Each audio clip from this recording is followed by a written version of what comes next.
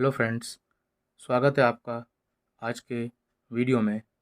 काफ़ी दिनों में मैं वीडियो ला रहा हूँ क्योंकि बहुत ही बिजी शेड्यूल के कारण मैं वीडियो नहीं ला पाया हूँ। तो आपको जैसे पता होगा कि 20 मार्च अभी जो गई है,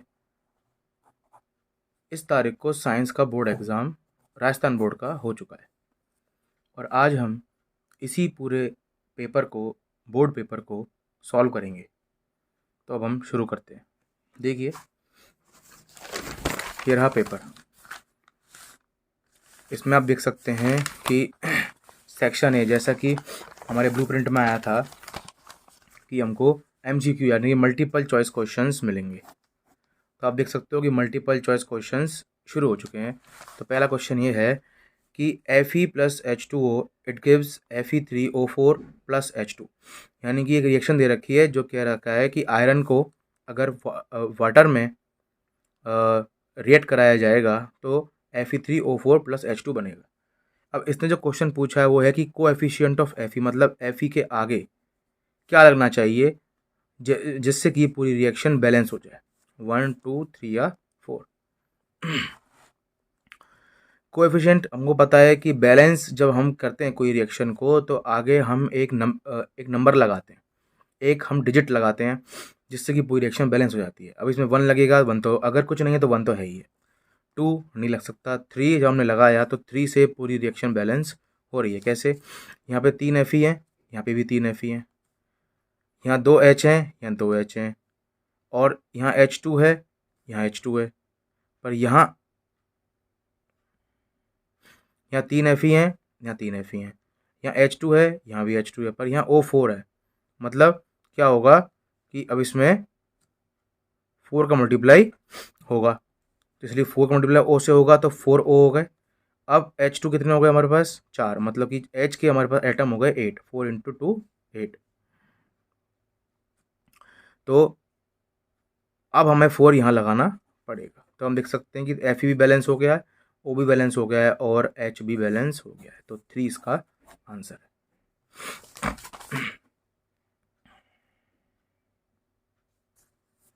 तो अगला क्वेश्चन है, an acid present in curd. हमें पता है कि दही में एक मात्र एसिड होता है, उसका नाम है लैक्टिक एसिड। ऑक्जेलिक नहीं होता है, टार्टरिक इमली में होता है, मेथनोइक आपको पता है, आंट स्टिंग मतलब जो चींटी होती है उसके डंक में होता है। तो बचा कौन सा? Lactic acid. इसको हमने पहले ही पढ़ा हुआ है। अगला क्वेश्चन है, the best conductor of heat is copper. Copper क्यों क्यों मानते हैं, जबकि हीट के लिए तो मरकरी भी है, पर कॉपर को ही हम बेस्ट कंडक्टर मानते हैं अकॉर्डिंग टू एनसीईआरटी। लीड नहीं है, जिंक नहीं है। Ketone, functional group of present in ketone is, हमको पता है ये ही फंक्शनल ग्रुप है, क्योंकि ये जो फंक्शनल ग्रुप है इसमें 2 आउटर एंड्स निकले होते हैं। जैसे कि अब मैं अगर आर लगाता हूँ, आर मतलब एल्काइल ग्रुप, और उसमें मैं अगर ये अपना जो अपना कीटोन ग्रुप को अगर मैं ऐड कर दूँ तब ये एकदम सही बनेगा। अब आर की जगह आप कुछ भी लगा सकते हो, जैसे CH3 लगा सकते हो, CH3 CH2 लगा सकते हो, कुछ भी लगा सकते हो। तो एकदम कीटोन का एकदम सही आंसर यही है। अगला क्वेश्चन देखते हैं, the heart in human beings is the part of the system for. जो हार्ट होता है, हम ये जानते हैं कि हार्ट का काम होता है कि ब्लड को अच्छी तरीके से सर्कुलेट करना बॉडी के हर एक सेल तक।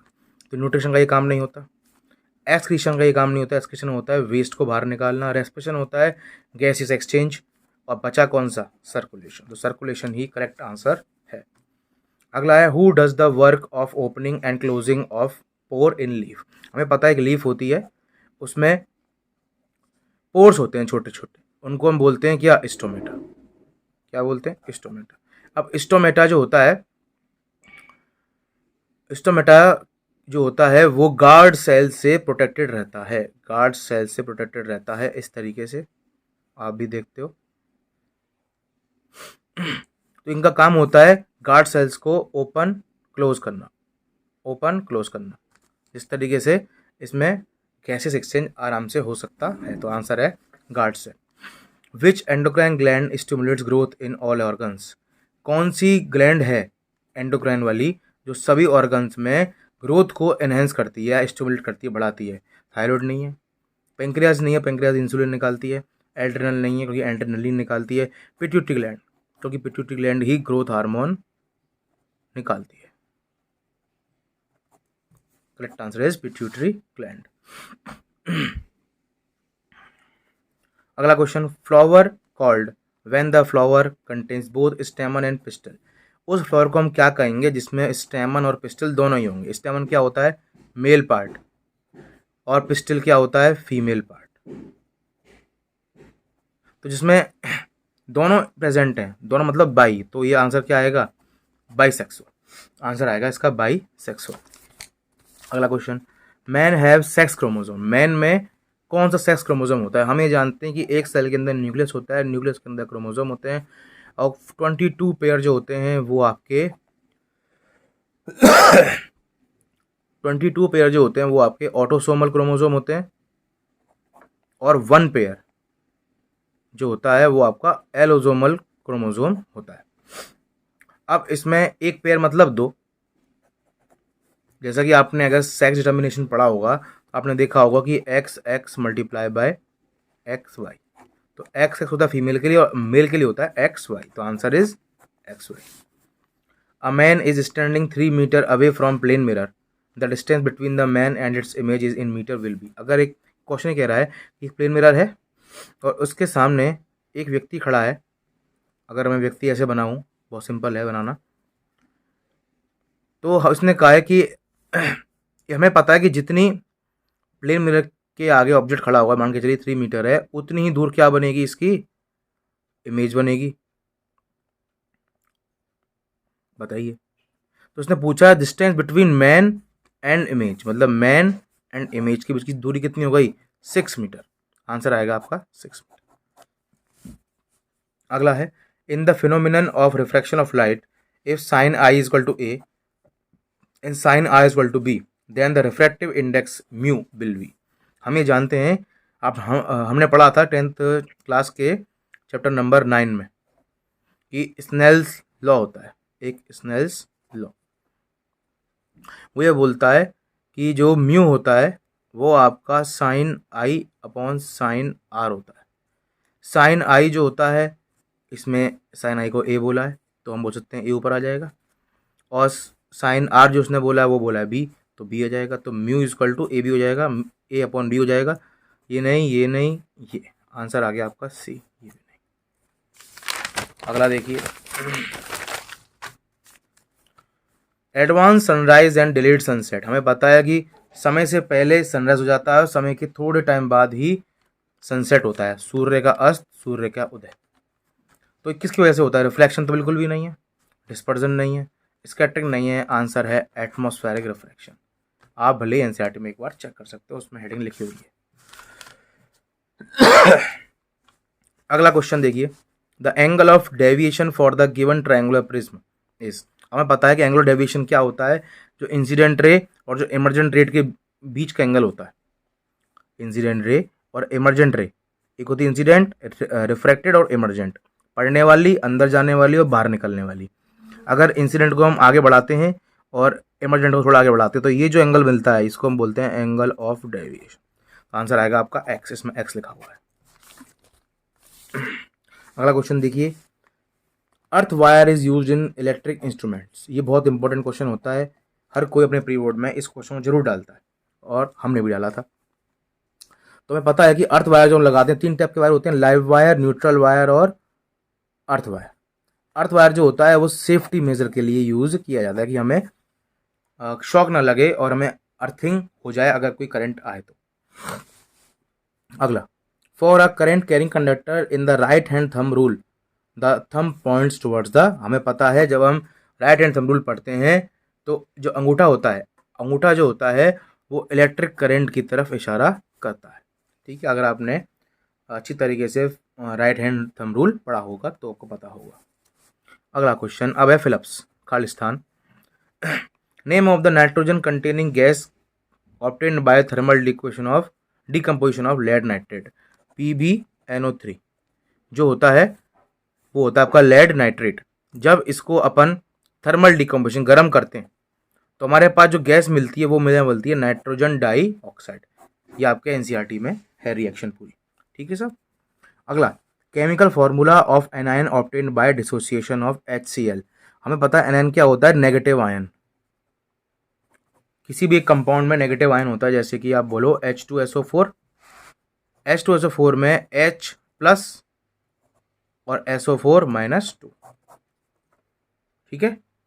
तो देखिए अब इसमें हम पे HCl है, तो H प्लस हो गया और Cl माइनस हो गया, तो Cl माइनस क्या हो गया हमारा, एनायन। तो आंसर आएगा आपका Cl माइनस।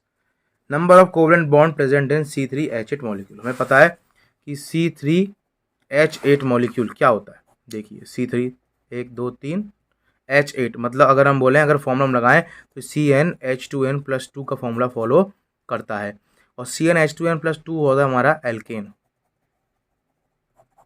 तो देखिए एल्केन में सारे बॉन्ड सिंगल होते हैं, जो जितने कार्बन हैं उसके अकॉर्डिंग वैलेंसी पूरी करते हुए हम सब जगह हाइड्रोजन को लगा देते हैं। देखिए देखिए अब बताइए कितने बॉन्ड हो सकते हैं। 1 2 3 4 5 6 7 8 9 10। कितने बॉन्ड हो गए हमारे पास, 10 कोवेलेंट बॉन्ड हो गए। अगला क्वेश्चन देखते हैं। देखिए, an artificial kidney is a device to measure nitrogenous waste products from the blood through haemodialysis. जब हमको पता है कि आर्टिफिशियल किडनी जो होती है, जब किसी व्यक्ति के अंदर किडनी खराब हो जाती है, यानी किडनी अपना फिल्ट्रेशन का काम नहीं कर पाती, तो उसके लिए हम आर्टिफिशियल किडनी का प्रयोग करते हैं। इसको हम डायलिसिस, नॉर्मल भाषा में अगर आप डेली यूज़ में बोलोगे तो डायलिसिस बोलते हैं, और अगर आप साइंटिफिक फुल भाषा में बोलोगे तो हीमोडायलिसिस बोलते हैं। बस इसका आंसर है haemodialysis. The gap between two neuron is called snap. तो ये आप, इसमें आंसर आएगा snaps. The ratio of height of the H dash यानी कि image and the height of the object यानी कि एच इज कॉल्ड, क्या बोलते हैं। हमें पता है कि एच डैश अपॉन एच होता है आपका मैग्निफिकेशन, या उसको आप बोल लो लीनियर मैग्निफिकेशन। इसका आंसर आएगा लीनियर मैग्निफिकेशन या मैग्निफिकेशन। दीर्घ दृष्टि दोष यानी कि फार साइटेडनेस में जो लेंस यूज होता है वो कौन सा होता है। हमें पता है कि फार साइटेडनेस का वो कौन सा दोष है, वो है आपका हाइपर मेट्रोपिया। मतलब इसमें दूर का ही साफ दिखता है, इसमें दूर का साफ दिखता है, तो क्या होगा, इसमें कौन सा लेंस यूज होगा, कॉन्वेक्स लेंस। देखिए अगर एक बार आपको समझा देता हूँ मैं, ये आपका कॉनकेव लेंस है आई वाला, ये मैं आई बना देता हूँ। अगर हमारे पास लाइट आएगी, इसमें क्या होता है, जब कोई लाइट आती है तो ये रेटिना के पीछे मिल जाती है, इसलिए हमें इमेज ढंग से नहीं दिखती, क्योंकि जब रेटिना पे लाइट या कोई भी रे मिलती है तभी हमें क्लियर इमेज दिखती है। अब अगर इसको हमें पास लाना है तो हमें और कन्वर्ज करना पड़ेगा, और इसे हमें और कन्वर्ज करना पड़ेगा, तो हमें एक और कॉन्वेक्स लेंस की ज़रूरत पड़ेगी। तो क्या करेंगे अब, ये इसको यहाँ पे ले आएगा, अगर हम कोई लाइट का सोर्स लगाए तो हमें कॉन्वेक्स लेंस की ज़रूरत पड़ेगी हाइपरमेट्रोपिया को ठीक करने के लिए। आंसर आएगा कॉन्वेक्स लेंस। चलिए अब हम शुरू करते हैं वेरी शॉर्ट आंसर क्वेश्चंस, यानी कि वेरी शॉर्ट्स। पहला क्वेश्चन है, write the name of second metal mixed with copper in brass. जब हमारे पास ब्रास है जो कि एक एलॉय है, हम जानते हैं, आपने पढ़ा था चैप्टर 3 में। अब एलॉय जो है वो एलॉय बनता है मेटल और मेटल से। अब एक मेटल का नाम तो इसने दे रखा है कॉपर, अब हमें पता है कि दूसरा मेटल कौन सा होगा, जिंक, तभी क्या बनेगा, ब्रास बनेगा। तो ब्रास जो बनता है वो कॉपर और जिंक से बनता है। अगला देखिए, select and right the name of liquid non metal among sulphur, bromine and iodine. हमें पता है ब्रोमीन ही एक ऐसा नॉन मेटल है जो कि लिक्विड है, इसका आंसर आएगा bromine.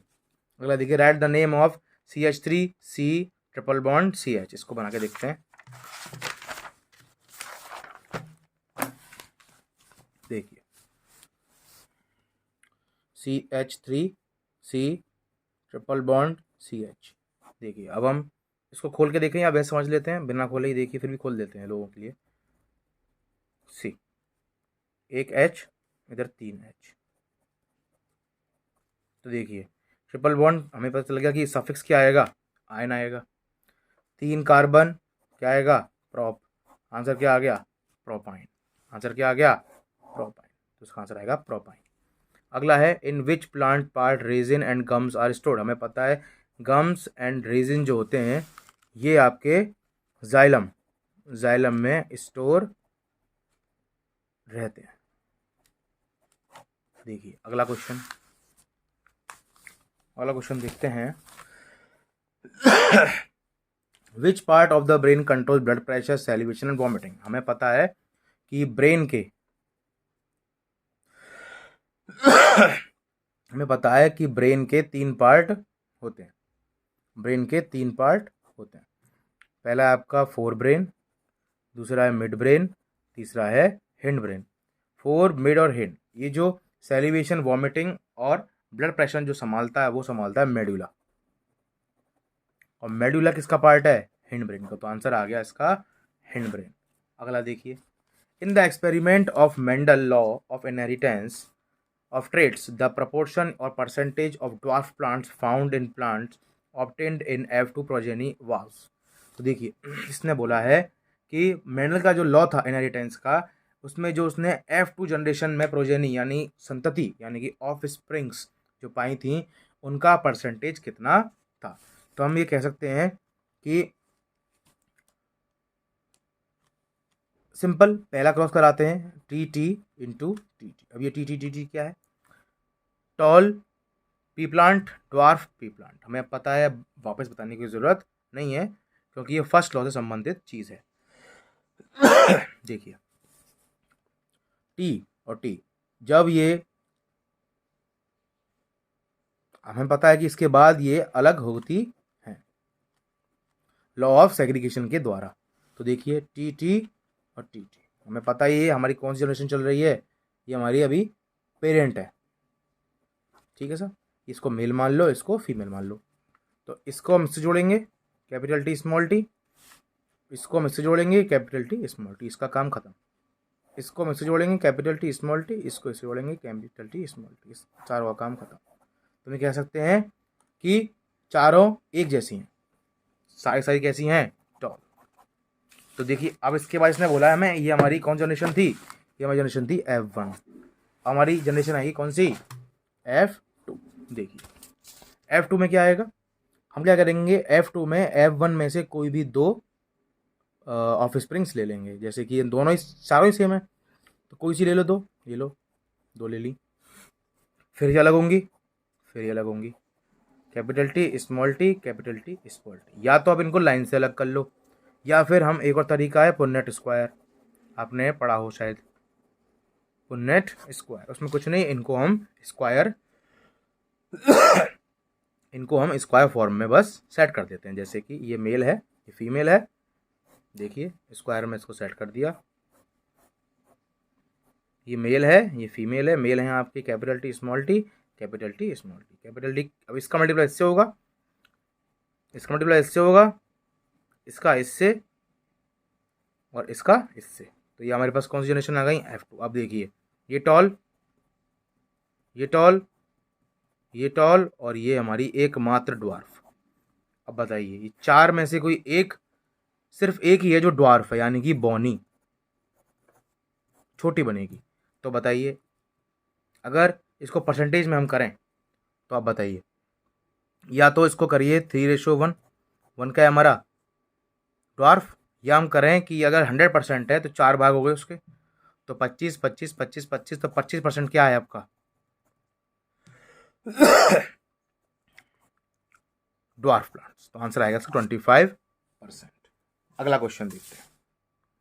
Right the relation between object distance u, image distance v and focal length f for spherical lens. देखिए हमें पता है कि एकमात्र ही रिलेशन है इन तीनों में, जो कि 1/v minus 1/u is equal to 1/f। इसको हम बोलते हैं लेंस फॉर्मूला। अगला क्वेश्चन देखते हैं।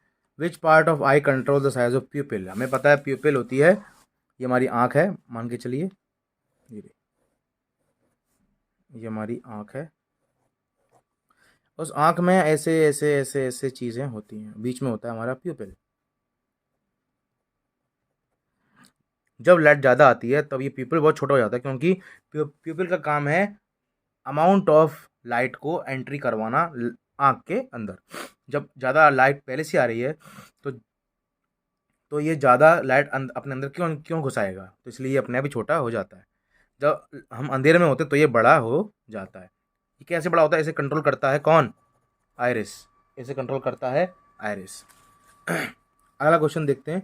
Right one example of consumer in ecosystem. जहाँ इकोसिस्टम होता है जहाँ लिविंग और नॉन लिविंग यानी कि एबायोटिक एंड बायोटिक फैक्टर्स मिलके फुल का फुल इकोसिस्टम बनाते हैं। तो उसमें से आप कोई भी ले लो, मैंने ग्रास होपर ले लिया। कंज्यूमर है, एक होता है प्रोड्यूसर। प्रोड्यूसर मतलब प्लांट्स। कंज्यूमर, जो कंज्यूमर होते हैं वो भी 3 टाइप के होते हैं, प्राइमरी, सेकेंडरी कंज्यूमर और टर्शरी कंज्यूमर। हमने प्राइमरी सेकेंडरी इनमें से कोई सा भी कंज्यूमर ले लीजिए तुमने ग्रास होपर।